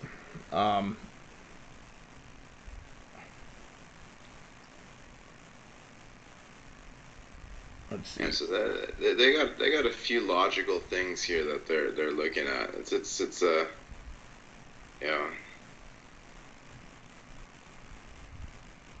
interesting how they run all this, but they got thousands of people that want a product, and they got to play.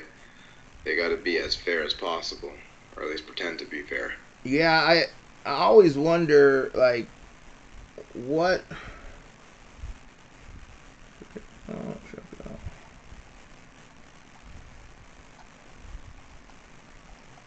With how many people are actually up. Invalid.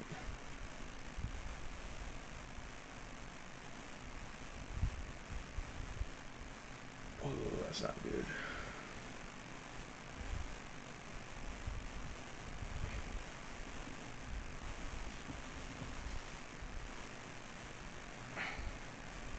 I mean, I think this is pretty cool. I'm glad that we're bringing exposure to this whole drop here, and we got a good audience base here just to follow along during this during this drop here. Well, I say we keep going live in the morning. Right. I mean, tomorrow there probably won't be a drop, but I say we could still go live for an hour to talk shop if you want to. We can always talk offline. Tomorrow I'll be flying out, but I can broadcast live from the National. Oh yeah, that would be cool. That would be cool. You know, last was it last week where I was on the plane doing Optic first off the line, even though I had my phone open, I had my server open, I had to buy internet. They're walking by, like, I don't know how we got it to work because it wasn't, but we got it to work where we at least had it up there where we could chat.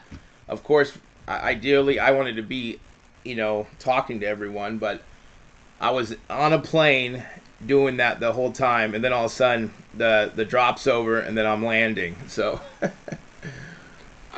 I think this is a cool. It's interesting because it's early morning U.S. time, but people are going into work, people are going to the office, people are doing whatever they're doing early in the morning, and it's just an unfilled need. Wow, just to talk sports, just to talk cards, and talk target drops. So yeah, I'm always down to do this. If you want to do some stuff at the National, I can phone in, I can Skype in for this. Definitely.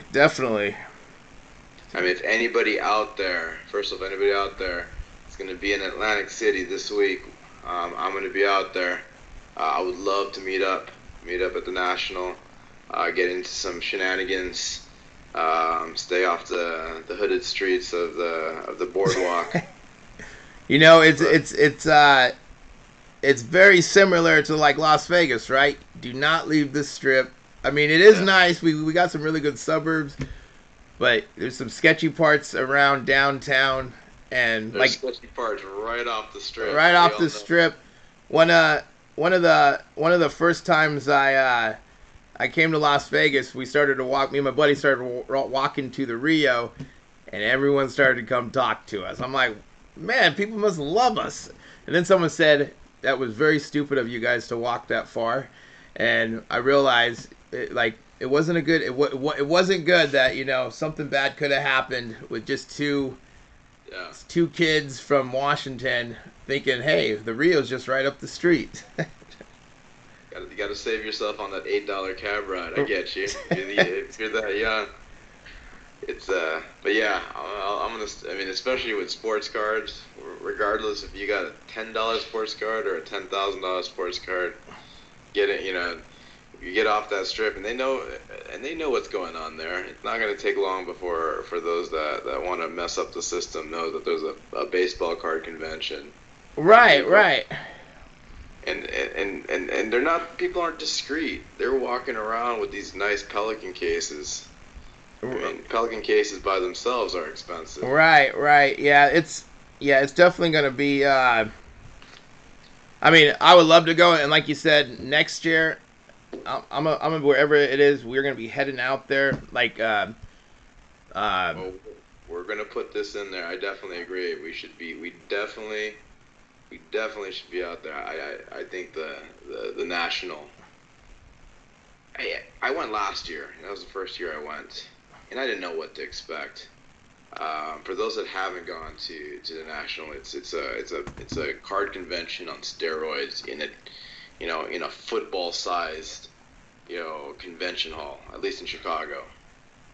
And whether you whatever niche of sports cards you like, vintage, new, old, Pokemon, they have it all. And you're just overwhelmed. So it's a gigantic party from 9 in the morning till it's gonna be a party from Wednesday through Sunday. So it's gonna be pretty intense. I think anybody that is a collector, and don't just look at just your card collection as or the cards that you have as your hobby experience. The hobby experience is being able to meet really cool people out there, because I think that's really That's most of the fun for me. Is just being able to just hang out with like-minded people and just talk sports and talk about cardboard. 'Cause Right. it's really fun. Nice stream. I'm gonna be right back. Right back. I think there's good stuff here. I'm excited to keep this going. Yeah, Mario, thank you for being out there. If you guys are new, make sure you like and subscribe here. Give us some love here. Tell people about Matrix Sports Cards, 'cause we're getting bigger here. We got this morning niche. I like this. How are we doing there on the target drops?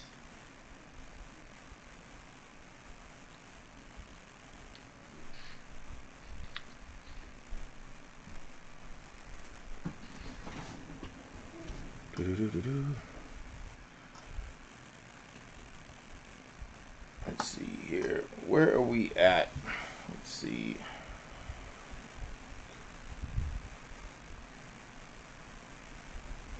Let's see. So it looks like the drop is probably pretty much over.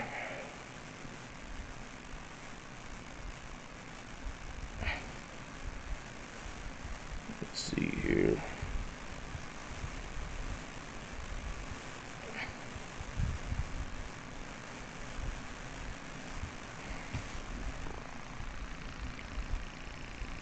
How do we do there? How do we do? We did good. We did good. Kind of like with the Prizm and the Mosaic, we kind of knew that it was going to be very low stock. Like I said, that bot bait. It looks like in the group there were multiple of us that were able to check out those. Prizm NBA, we are locking those in. We pretty much locked in everybody. And then we are scoring multiple, because you can keep going back in and ordering up to 3 to 4 orders. Well, per account, if you go over 4, it can start canceling. So if you do want to get more, you can. But yeah, overall, it's one thing. I'm glad that Target did drop. There's been rumors that Target is gonna start going in store, and I don't really want to see that. Like, it's the whole waiting in line, camping out, which is fun, but that's a lot of work. I know not everyone can do that. Yeah. So, and I guess just the fighting, people bickering, that's no fun. There's I never liked, going and seeing the first guy get everything when there's 50 people, when probably everyone could have got one box of, I would have been happy getting, when you're 8th in line and the first guy gets everything, and then Target changes the rules every single drop. You're thinking, are those your buddies in the front line? Yeah, no kidding. You know what? I did that a couple times last year. Well, I camped out once, just because they knew what was going on, and it was. I did it in San Diego, so it was a lot cooler than where we're at. But to do it once, to spend the night, I thought that was cool, just to hang out and talk with people, because I thought that was just part of the hobby. Right. I wouldn't do one. It's hard to justify doing that multiple times in a row unless you're the first person in line every single time. And some of these guys are hardcore. This is, they're there almost 24 hours a day, and that's just a lot of time to be sinking into this. But if you know how to grind it out and have the passion to grind it out, then by all means, I think there should be a certain reward for that, because it's tough to grind it out by camping out. Oh yeah.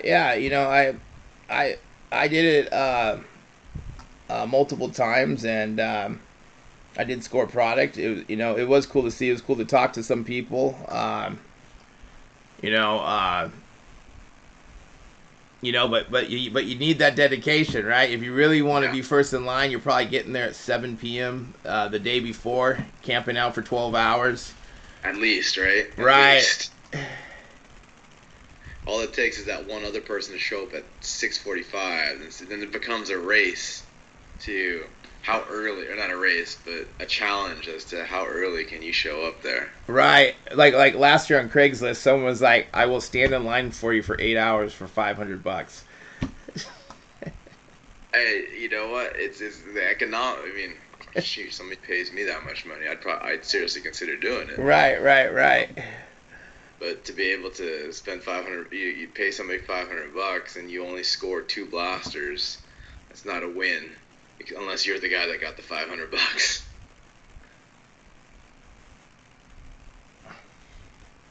Let's see here. Yeah, I agree. There was a lot of backdoor stuff. There was, the rumor was my buddy in San Diego. He was really dialed into a lot of this stuff in San Diego, and the Excel lady or whoever was stocking all the stuff. She was tipping off her nephew, so the nephew was always first in line at every store. He knew her exact traffic pattern, what time she was going to be there, so the nephew was able to score. Which it's she stayed within the rules. The nephew just happened to have the insider trading. Right. Yeah. I mean, if you did have someone, it's they call you up. Like when I was in Seattle, or I was a little south of Seattle, Toledo, but down by Longview, the card shop said, "Don't even bother, because there's a, what do you say?" He said there's a team of meth heads that go around and get all the cards. He goes, "You're not going to get them." He said they just follow the vendor wherever they go. And I go, "Yeah," because I said I see cards, but I never see anything good. He's like, "Yeah, man, you will never get them, because I guess one of the vendors actually quit because they followed her home thinking that it was her next stop." And she's like, "Nah, it's." The thing is, I totally believe that scenario. I totally believe, it doesn't take much, right? Nowadays you can put an air tag on somebody, and you can just see where they're going. Right. And like, how many people have done that to a vendor? I bet a lot. I bet a lot have done that. And we're probably giving ideals to people right now to do that. Don't do that. Yeah, don't do that. I bet you they would go up to the vendor. And I'm sure the vendor has been tempted. Like, they go up to the vendor and be like, "Hey, just, sell me their product, backdoor it. You get this, this, and this. I'll give you X dollars per box." Right. When you can make more money flipping these, in the back end than what you're getting paid in your salary, that's a significant dilemma that you got to ask you. That's a question you got to ask yourself. And it would not surprise me if you said, "Yeah, I'm all down." If that vendor said, "Yeah, I'm down to to backdoor all this stuff." Right. You guarantee me this, and this per box. That's money talks. This is so true, and there's probably a lot of that going on. I just want to answer a question here. Jewel Designs, can you order multiple checks out on NBA? You should be able to. Just don't go over 4. I was able to order, let's just say, a lot. Okay, I ordered a lot. I love Prizm NBA. Cade Cunningham. 12 orders. Is that really how many you can order? I know someone who has ordered 12 orders. I probably wouldn't do that. I know I would use different accounts. Buzzkill going into store. Yeah, it's one thing going into stores and hunting, and just showing up and going, "Oh man, I found it restocked." That's cool. But like when it was doing Target at 8 a.m. and you got 50 people out there, there was this one time we're lined up, and I felt bad, but a mom and her son shows up, and there's like 100 people outside, and she's like, "What is this?" And I know that her son isn't getting anything, and I'm just like, man, I feel bad, because all he wants is some Pokemon cards, like, and of course I'm counting, like, because we knew, like the first couple people, we knew, okay, this is how many stock they're gonna have. and we'd count like, okay, 8. Okay, I'm only gonna get an Optic blaster. I'm only gonna get this here. And people showing right up at 8 a.m. to buy cards, and they can't buy them. Like that, there's a bummer. That there's a big bummer. And see, Target security guard only left their buddies in during the first hour. Right. There's all this like backdoor dealing. Even like Barnes and Noble, they like depending on what they have, they'll do. Today we're doing unlimited amount of packs, and then you'll be the first one, and then the next time it's like you can only get one SKU, okay? But they're always changing the rules. And Target, like the Targets I went to did the same thing, where it's like you can get max 3 of everything when you're in store, and then the next time, like you'd be up in the line, they're like you can only get one item, and I'm like, what? Yeah. Or one of each SKU or one of each type. Right. And then in the parking lot, you end up trading. Like, you got the Pokemon lovers, they want the Pokemon lovers, and they'll trade you for Optic or Select or whatever. See, that there was cool. You run into different people. I just wish that I would have networked more, or you could have done like a live in in the line, like what we're doing right now, talking to everyone, getting everyone's IG handle. Like, it could have been real cool, because you could have went to every single Target and be like, hey, what's up? Say hi, and just talk to people. I agree with that, right? Especially when, and I think that's where the internet is, and blogging and live broadcasting and content is going, right? We're getting into a world where everything is just going to be broadcasted live, and I think it would have been really cool just to see all these live updates around your region, but around the U.S. and world as stuff gets dropped. Right. Because it is a part of the hobby, right? There's so many different little niches in the hobby. I mean, buying retail packs. I mean, there is the endorphin rush when you score, and you can't replicate that anywhere else in this hobby. That's so true. Like when you show up, even though I got I arrived to Seattle, I stopped at a Fred Meyer's, and they had a bunch of Prizm football, and wow. Even I was super stoked, even though I got a bunch back here, but just seeing it in person, I'm like, man, that was so cool. I bought some, but then I go over to Target that's right across the street, because I just wanted to check. We were actually waiting for a happy hour at Applebee's. It was like 2:50. I'm like, well, I got 10 minutes to to spare. So then I go over there. They had nothing in the cards section, right? And there was these 3 kids, probably like 12 to 13, 14 years old, and they're like, hey, do you collect? We started talking, and they're like, Target never has anything, and I told them, I said, hey, do you want some Prizm NFL blasters? And they're like, well, no, what? I go, well, go over to Fred Meyer's right now. There's 10 of them left. There's Prizm cellos. There's Prizm retail packs. You just saw the look on their face, and I was just like, yeah, and they were so excited. And I know that they went over there and got them, because they've been probably trying to score that for like a while, and they haven't. Of course, I went back the next day, and it's all gone. So they're Yeah, I think it's weird how it's only across the street, and maybe they just didn't want to check Fred Meyer's, but good for you for not just hoarding it all, right? Like, there's so many people that would have seen that at Fred Meyer's and just grabbed everything, and just hoarded it. But you left some for some of those guys, because they need it just as bad as everybody else. And good for you for sharing that information too. I think that's really important. But yeah, especially kids, that's where, for cello packs, for a Target, but for NFL, they lasted for about a week online. I really think that they should do where you can buy a box of them for whatever that is, like $180. What is it? 15 times 12.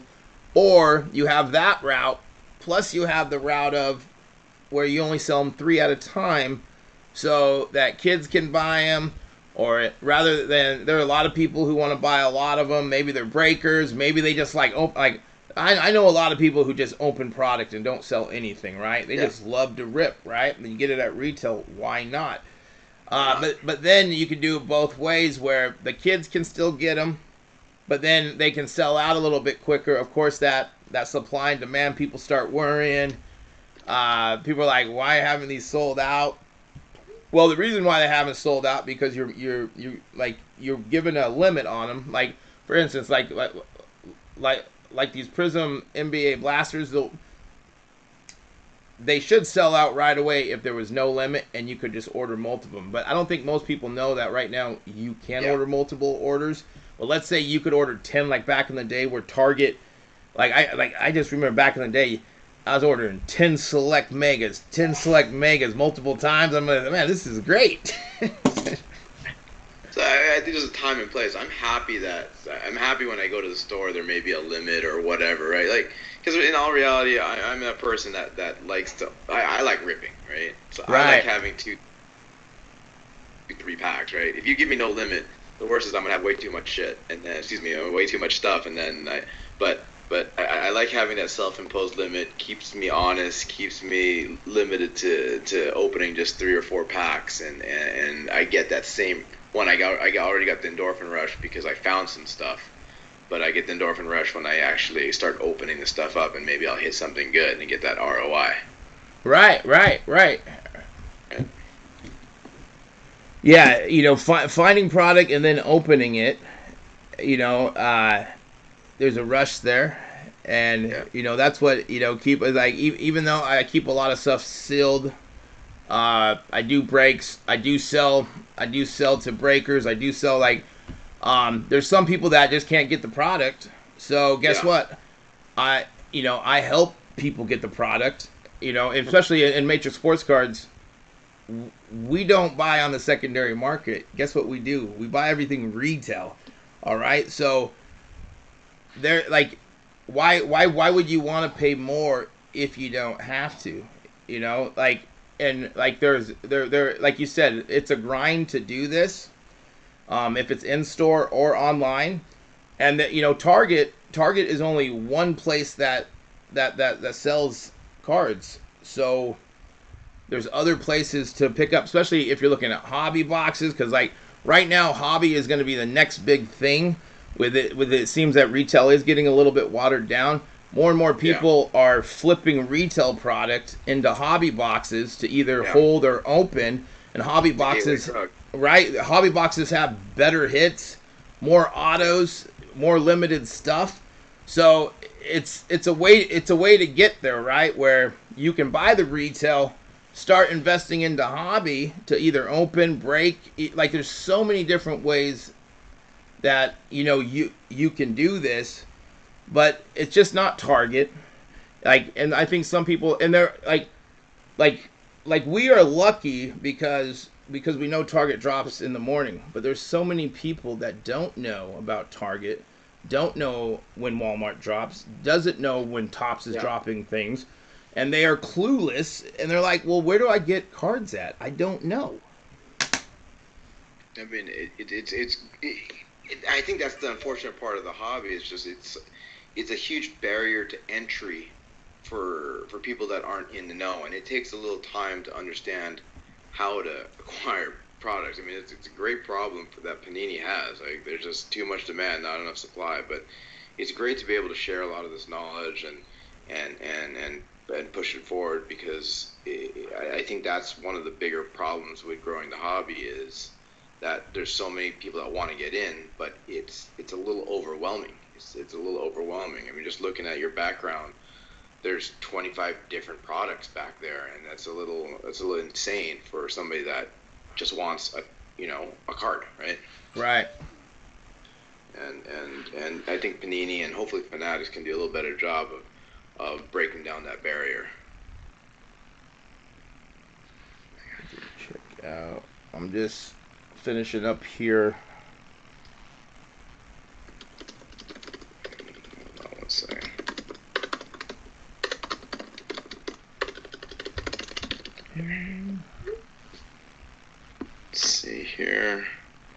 Otherwise, it's been a pretty good day. It was a good morning here.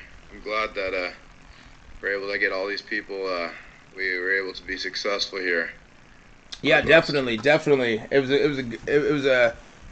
It's a tough drop as usual. Like especially with limited stock. With Prizm NBA coming out, we'll probably see megas here in the next couple of weeks. Hangers.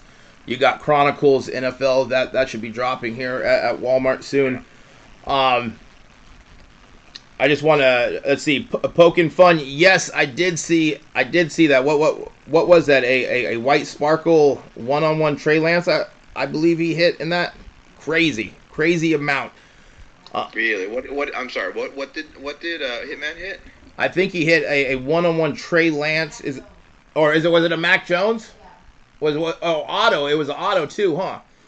Woo. Auto white sparkle. Did he buy a white sparkle pack direct from Panini? Probably, yeah. How much is that going to be? That's going to be some money. That's going to be. Those are huge. Those are expensive. Especially if the 1-on-1 Mac went for 100. This is auto white sparkle. That there has to be like man, you're probably talking about 250 out the door. Yeah. Whew. And then let's see. Hitman Rips did. And then let's see. Oh, there we go. Jolden, hobby boxes is straight up gambling, looking at 30% back on your money on average. Sure, they are big hits that everyone sees, but it's a slot machine. Fanatics is going to have dynamic pricing on all the products for the breakers, hobby shop, retail customer. Yeah, it's hobby boxes are a gamble, especially at the prices they are. I do see hobby prices coming down, so at least that there, it's super hard when a box is $2,000. Like you have to hit some. You got to hit a 1-on-1, right? Like 80. Yeah, hey man, I would take 100K for that. Easy. And then with Fanatics, it's definitely they're definitely gonna. It seems that they are backing breakers. Even though there's pros and cons to break-in, right? Where break-ins does push a lot of the action for, like the hype, and especially when things getting released. If we didn't have breakers, a lot of this stuff wouldn't sell. But then maybe the prices would come down. I think the prices are coming down anyway. I saw a box of Optic NBA for pre-sale right now for $499, $500. Like that sounds like a reasonable price. Even though it should probably be a little less, but hopefully those hobby boxes can, and it all depends on what Panini and Topps puts in these retail, right? If there's no hits in retail, it's hard to justify to go for the product. With the Prizm NBA, it's looking pretty good because you can get number cards, you can get autos. There's chances to hit things, so. I see Prizm NBA have autos. Right, they're going to have autos, numbered cards, like the Blasters have numbered to 25. Swatch, sensational swatches to 10. They're going to have autos, rookie autos, and they're going to have just the penmanship autos. So there's a lot better pulls for the inserts. But hey, Alan of Slabstat, I think we should wrap this up, right? I want to say this was a fun first Target sports card drop, ACO, all the good stuff we talked about. Do you have any parting words? No, I'm gonna be at the. If you guys just joined, my name is Al. You can hit me up at Slabstat, SLABSTAT on Instagram and on Twitter. I'm gonna be at the National this week in Atlantic City, New Jersey. So if you guys are out there, please hit us up. Let us know. I'm gonna be broadcasting live with Matrix Sports Cards this week, so we're gonna set up some time. But this will be a regular thing. So thanks a lot for having me on. No problem, man. And I will talk to you later. And I will end this right now. Okay. Thank you very much. I will talk with you later. All right. All right. And then, guys, let's see here. I just wanted to read these last couple of. We'll go here. Let me see. We'll do this real quick. We're gonna end this soon. We're gonna go here. Transition.